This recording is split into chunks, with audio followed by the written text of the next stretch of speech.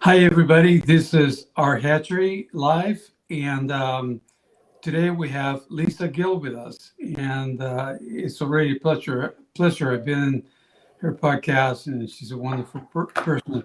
She's a member of Tuff Leadership Training.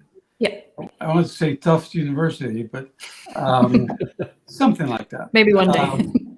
And she's acquainted with the whole thing about self-management and that kind of thing. Um, and I'll let her introduce herself, but thrilled to have her here. Really thrilled to have her here. So why don't you go ahead and tell us about yourself and then introduce yourself? Yeah, thank you so much for having me. So yeah, I guess key things to know about me are that as you said, I work with Tuff Leadership Training, and we're a company. We turned 20 this year. We have our 20th birthday. And we're a group of people who have our origins in experimenting with self-managing companies going back to the 90s. And nowadays, we mostly specialize in leadership training that is really training people in the mindset and skill set shift needed to break the hierarchical dynamic in companies. So whether you have managers or you're wanting to be self-managing, there's this like hierarchical dynamic that we all are conditioned in. So how do we break that?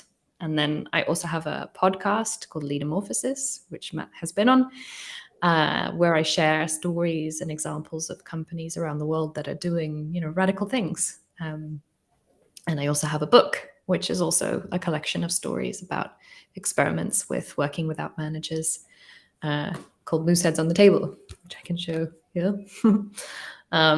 So that's me really. I'm really nerdy about new ways of being together and what that means for leadership and how we can radically reimagine organizations.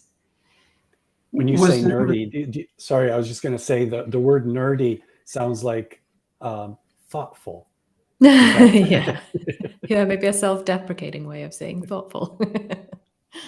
What is the name of your book? The name of the book is Mooseheads on the Table, Stories about Self-Managing Organizations from Sweden. So and I can say some more later about what Mooseheads on the Table means, but we wanted to have I'm curious. I never asked you that question. So, yeah.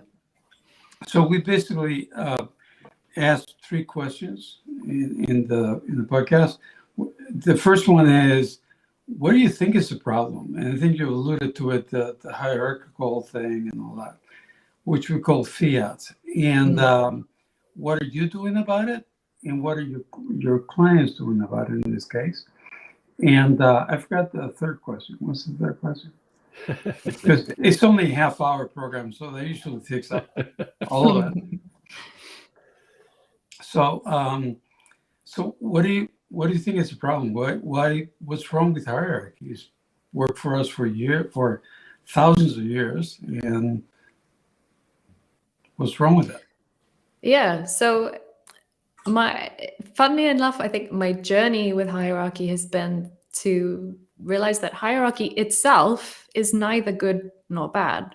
Yeah. It's a technology, and it depends on how you apply it. And I think you could say that any group of human beings will have natural hierarchies of experience, hierarchies of knowledge or tenure in the company or whatever. So it's kind of a fool's game to try and get rid of hierarchy.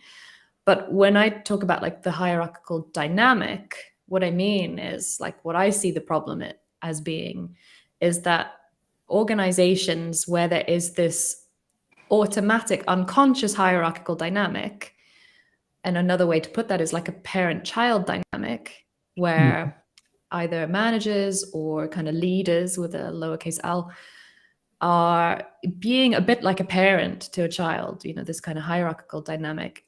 That is really in the way for us in the complex world that we live in now with the complex problems that we need to solve in terms of really tapping into the full potential and energy and creativity and intelligence of the people that we spend so much time hiring for our companies, right? So that's the problem that I see is that we don't treat each other like adults. And part of that is also a topic that I'm passionate about, which is about how we deal with conflict and how we deal with feedback and how we deal with communication in a different way. So that's how I would identify the problem. Is that problem in your mind, does it exist only in our conditioning, or do you think it's also a systemic issue? Because one of the reasons we call it fiat is it's also an imposed thing, right? It's a fiat dictate. And so what's your sense of that? How does that? Yeah, I think it's both. That's also been my kind of quest, because in the beginning, like when I first started learning about, alternative ways of working, I was really convinced that hierarchy was the problem and we needed to just smash hierarchies and then everyone would be, equality would thrive and we'd all be happy in utopia. But actually what I'm learning is that even if we change the structures and processes in our organizations, we start making decisions in a different way, we have transparent self-managed salaries and so on, there's still this conditioned, inherited, again, like dynamic, the way that we relate to each other, that is much trickier because we are usually blind to that. And that is conditioned in us often in families, in schools, in workplaces. Mm-hmm. So what I'm finding more and more is companies that I'm working with that are, maybe doing really progressive things in terms of their structures and processes are still bumping up against problems. And when you look at it, it's because they're not aware of the ways in which they're still showing up in a hierarchical way, even with those structures and processes. So that to me is a really interesting and often missing piece. Yes. Yeah. And like you said, there are natural hierarchies. Like when you're talking, normally we're not talking to ourselves or something like that. Now that I'm talking, you guys are listening and stuff like that. So natural hierarchy is fine. It's not a problem. It's the imposed hierarchies. Do it my way. That's the way. Exactly. Like one thing I sometimes say is that in an ideal world, you want to go from like a rigid, what you guys would call a fiat hierarchy, like a rigid, fixed, top-down, power over hierarchy, to allowing for dynamic hierarchies of choice, by which I mean, like, that we can agree together, Matt has more experience in this thing, so we think it's really good if you make decisions about that or have more influence, or we go to you for advice on that thing. Like, that would be stupid to pretend that you don't have that. Right. But we all agree that together. And then we agree the things, these decisions we'll make in this way by consensus or by consent or whatever. So it becomes much more about conscious hierarchies as opposed to inherited, rigid fiat hierarchies. Right. The news this morning was that the Korean boss, or whatever his name is, he's making it clear that his daughter is going to be it. And hey, advancement of women, that's that's good. But not really, because it's just another boss they're going to inherit. And you're right, people kind of internalize this thing. They can't. North Koreans cannot perceive a world without Kim Jong, whatever his name is, and so that's a bad thing. It's like, what are we going to do without a president? What are we going to do without a CEO? And that's what we end up calling everybody a boss. They're all bosses. Yeah. They're not leaders. They're bosses. Yeah, exactly. And it's, in my experience, even the most quote unquote enlightened, CEOs or founders or whatever, most people overestimate how empowering they are or how coaching they can be, and it's, I think the first step is to kind of accept and confront the dictator that we all have within us that shows up in different ways that we're not conscious of. Because from that starting point, and this is something that my colleagues and I at Tuff do a lot, it's like creating spaces for us to discover that when do I become like a dictator? When do I become like a parent?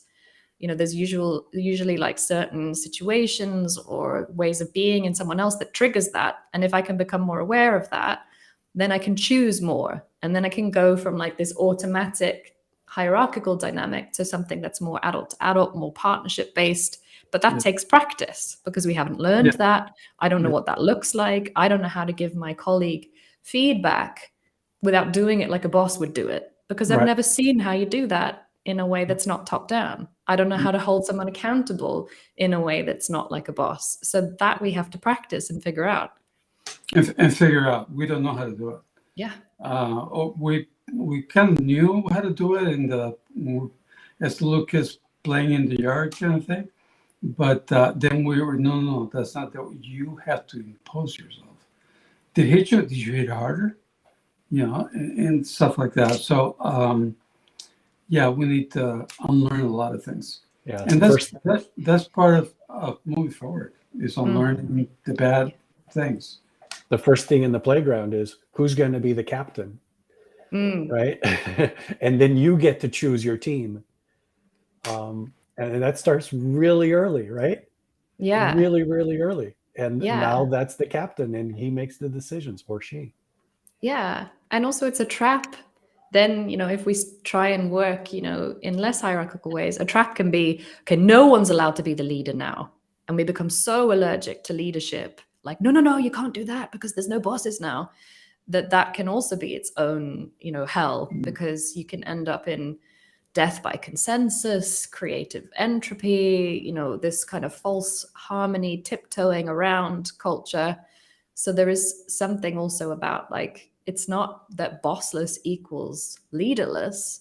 Like, in my experience, bossless equals leaderful, but it's learning ways to unleash everyone's leadership and to let it flow like water to where it needs to go. And it will shift. And, we all need to undergo a mindset shift to seeing ourselves as like employed or the boss, to seeing ourselves as co-producers, co-owners, and that means taking initiative. That means doing a whole bunch of different things that we're not used to doing. So it's, like you said, it's unlearning and learning. And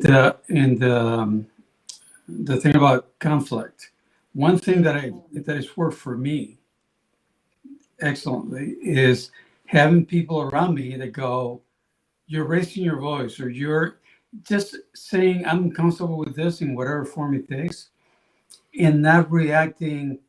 Of course, I try to, but not reacting in a boss-like way of saying, how do you dare say that to me, or shut up, or oh, okay, fine, but pay attention to somebody else. There's all kinds of ways of doing it. I've been practicing competition for a long time, and but having somebody tell you, no, that's not the way to do it. It doesn't put it all on me. It's not that I have to figure it out. If somebody else can notice it, and I have to be willing to accept that. And wrong with it. That's less difficult. So there are ways of doing it that is not all on the individual. It's the group around, the social circle around the person. Yeah. And that's why we really like the collaborative management concept, right? We know how to manage our own lives, right? We do that fairly well. There's obviously some hierarchy and fiat structures at home as well, but for the most part, much less than our working lives. And so the idea of collaboratively managing or co-managing is really one of, well, if I can manage my life and you can manage your life and we can help each other manage our lives respectively, then we're not necessarily asking that you be a leader. We're just asking you to do this collaboratively. And so I think there's a little tension there in the difference in the language, but it's for us, it seems like an important thing. How do you deal with that when you're talking about leadership, that collaborative aspect of it? Yeah, and it's tricky because I think there are so many different definitions of leadership. And for me, when I say leadership, what I mean is is a way of being, which is taking responsibility for myself, how I show up, and also the whole. Like that's one way that I would define leadership. So if someone is sort of standing in their leadership, it means that they recognize that it's all about relationship. Like leadership is a relationship. And what you just described of co-management and collaboration, for me, what I'm realizing more and more is it's all about relationships. And I was listening to a talk the other day with Bayo Akomolafe, this amazing philosopher mind. He was saying that we don't have relationships, we are relationships. Yes. Yes. So that's a big mindset shift, going from like fiat hierarchies, which are very transactional, to, you know, to something that's more co-management, is seeing that it's all about the relationships. And that's, you know, this moose heads on the table thing comes about from that. If we are going to co-manage together, then it also means we need to really upgrade how we communicate with each other, the levels of trust and openness that we have with each other. Yes. Because now it's not, you know, when there's a problem, if I have a problem with someone else, I don't go to HR or my boss to fix that. It's now much more up to me and my colleagues to, in relationship, figure that out. You know, so placing the moose heads on the table, moose head is like a metaphor for all the things that are taboo in a team or in an organization that we don't talk about, but they represent things that are in the way for us to collaborate effectively. So moose heads could be, you know, something that happened a long time ago that we still haven't really made peace with, a stupid decision someone made, or a reorganization, or whatever. It can be a dynamic that goes on. It can be someone's way of being. It can be like a collective mindset. So you can think of it like an iceberg. It's like everything that's under the iceberg. And that is so much what influences our level of collaboration, but we don't talk about it. We only talk about above the surface things, Right. Decisions, budgets, schedules, projects, deadlines. And we completely ignore it. It's as if there's this big bloody moose head. That's why the cover of the book is so kind of, it's like a horror book, because it's like this metaphor of this big bloody moose head in the middle of the table in a meeting, and no one is talking about it. We're talking over it. And as long as we do that, it's using up energy that we could be redirecting to something creative, because it takes energy to tiptoe around something. It takes energy to gossip and talk about something behind people's backs, you know, or complain to our partner when we go home. So it's sort of like a commitment to, you know, in Tuff, my colleagues and I, we start every meeting by saying, any moose heads? And it's really a practice, and it never gets easy. It's always a bit uncomfortable, but we're committed to having everything that needs to be said, be said. So we start with, you know, any moose heads, and people bring them up, and it releases so much energy, because you learn things about each other, you get new perspectives, you deepen trust and relationships, you know, you free up all this energy. So it's really, that's the kind of the mindset shift that for me has been really like a wonder, is starting to practice that and be brave. You connect in a relationship. Yes. All of those things are the glue of the relationship, right? Yeah. Exactly. And I think we talk a lot about transparency. And I think there's two aspects of transparency. And what you've just described to me is the transparency about me. Yeah. Because we're so, like you just said, the transparency of the things. What are you working on? How are you working on it? Where's the data? All of that stuff. That's the easy transparency. It's still hard, because a lot of people want to keep all of that information to themselves.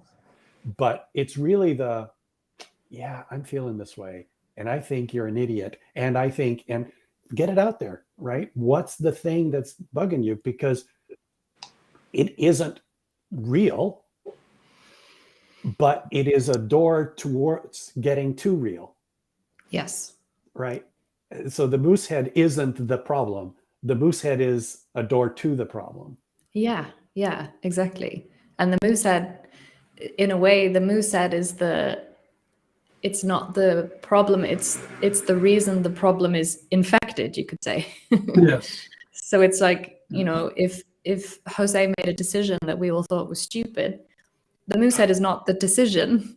The moosehead is maybe that we don't like the way you made that decision without involving us, for example. Mm-hmm. Or we don't like the way that we gave you input and you didn't integrate it into the decision, and we're annoyed about that. And then it's like, it's really good and really responsible and really leaderful if I can bring that up. I have a bit of a moosehead with you about this decision that you made without involving us or taking into account our input. And the story I make up, therefore, is like, it's not for real, this whole thing that we're trying to do of co-management, because you did it without us. And then we can clean that up. You can say what your intention was, and we can say, okay, we get that it wasn't your intention to do that. So what do we want to agree going forward? How can we make this work going forward? In case this moosehead pops up again, what agreements would help us to sort of have faith that that's not going to happen again, or what to do if it does happen? One thing that we're doing in other businesses and stuff like that we're starting to start, and we were thinking of doing for this podcast as well, is we have this thing called an agreement. I call it a trust agreement. I forget. Collaborative agreement. Collaborative agreement. It doesn't matter. The thing is, it brings out all these things up front. So what's the mindsets you bring to the party? And the thing that struck me when we did it for me, for this other thing, was what does it look like when you're collaborating with people? And I pointed out, I thought about it for a second. I thought, well, the first thing I do is reject the collaboration out of hand. It's like, cross my arms, screw you, let's do stupid ideas, because new ideas are great. They're wonderful if they're mine. If they're yours, I reject them. And the other confusing thing is that I go from that to I embrace it. If it's something of worth to me, I embrace it, and I start asking questions about it. So that conversation alone, I mean, for me, it was great. It revealed a lot of things about how I do things and why it confuses people, because it should. But the other thing about it is that it also opens doors to the relationship that has both of us in the relationship. And people could say, "Oh, wait a minute, you're looking, you have your arms crossed still, right? Or you're starting to embrace it, or are you criticizing what I'm saying?" Or it's a different way of communicating and relating to people, and that's going to be very important going forward, beyond co-management, which we call co-ownership, because it's very key. If people feel attacked, they react with defense and attack. Transparency, we call that vulnerability, which is the ability to do self-harm, to do harm to yourself. So how do we turn the whole mess of complicated things around is very important. And those kinds of communication skills are key. So we need to come up with names like mooseheads and things that haven't had a name that have become invisible. Yeah, that normalize it too. Yes. And I love what you're saying, because for me, that's such a good example of the mindset shift, which is most of us in organizations try to avoid conflict or resolve it. Yes. And in both cases, it's like conflict is something bad, and if it happens, something went wrong. Instead of seeing it as we're all completely unique, different human beings with unique experiences and feelings and mindsets. So of course we're going to have conflicts, and it's good that we have conflicts, because otherwise we're all, like clones of each other, and that wouldn't be good. Right. So I love your example of like proactive, like anticipating, we're going to have conflicts because sometimes this is what it looks like when I collaborate. So most people leave the conflict piece till, well, we'll cross that bridge when we come to it. And then when you come to it, you don't have the capacity, you don't know what to do with it. You're like, whoa, now what, So I love this idea of like, let's really put effort and time into our relationships and how we show up in relationships, and have it as a conversation that we keep having all the time. It's like working on the relationship and not just working in a relationship. It's a framework for the relationship. Yeah, exactly. Right. It's building that framework early on so that you know where you're at when you're in it in the moment. Yes. Because it's pretty easy to say to Matt, hey, by the way, you're being this way, right? Yeah. Because we have a framework by which we can have that conversation without creating a new thing. It's like, how do you name that? What is it? What should I call it? What we've already named it. It's already part of our terminology, and I can point it, and he can do the same to me. It helps us so much. Yep, definitely. But I like the idea of putting names on those, the crossing of the arms and the embracement and stuff like that. So moose head and chicken head, and we can come up with other names. And we I'll have tell you, go ahead. I was going to say the thing of naming things and making them visible is super important. Yes. It's worked for my wife and I forever. And it's really important to say, oh, that's one of these, or that's one of those, and name it. Yeah. It's like you can't transform what's invisible or what's not said. Exactly. So it's like, we in Tuff, we have names for our different mindsets or our different pitfalls. I have my colleague Carl Eric is like Carl Eric the critic, because he has a tendency to become critical sometimes. Or, I have a mindset that I'm not interesting. So then I become kind of quiet and shy, and people wonder what I'm thinking, and they think I'm being cold. I have a colleague who thinks I'm not smart. So she'll say, my mindset, I'm not smart, is popping up now. So I'm just feeling a bit insecure. And we just talk about it like they're friends, and it really takes the scariness out of it to name things. If you don't mind, Lisa, I know it's almost time to wrap up, and I wondered if you could tell us a little bit, that third question, because I think it would be really interesting. We've talked a lot about the problem, the solution. Do you think it's enough? Is what we're doing in this space, whether we're talking about leadership or co-management, that what we are doing collectively or individually in your group is enough, or what do you think is still missing? I mean, I think it depends on which day you ask me. Sometimes I feel optimistic, and I feel like, it's enough that I'm, affecting, transforming, catalyzing change in this small piece of the world that I'm working with. And other times it feels, it's still so niche, it's still such a small percentage of organizations working in this way. Even though, I've had 80 plus episodes of my podcast, it's still a small number, right? And also I think we need to reinvent education. I'm really passionate about that, reinventing how we, how people learn in schools, and doing that in a co-managed way. Mm-hmm. And also, neighborhoods and societies, like this cost of living crisis at the moment. And what would it be like if we had citizens, people of their place, actually shaping and helping to solve problems like climate crisis on like a local micro level, like that. I think it has to be a network of many, many, many things. And this is a small piece of that. But I think it all connects to this larger paradigm shift, which is, moving away from this fiat mindset and way of being and way of relating to something else. And seeing it and being able to talk about it. And that's when you start taking it apart and putting other things in place. And like I think we said in the book, and I say it often, is I have no idea this is going to develop, but we got to start. We got to start somewhere, or else we're going to go over the cliff at some point. Yes. Maybe not now. We'll solve our problems. We will come up with a new form of capitalism or whatever, but we're going to go over the hill at some point. There's only so much Earth to have, and the dreams of going to Mars and all that stuff. I don't want to live on Mars. I want to live in this area. Good old Earth.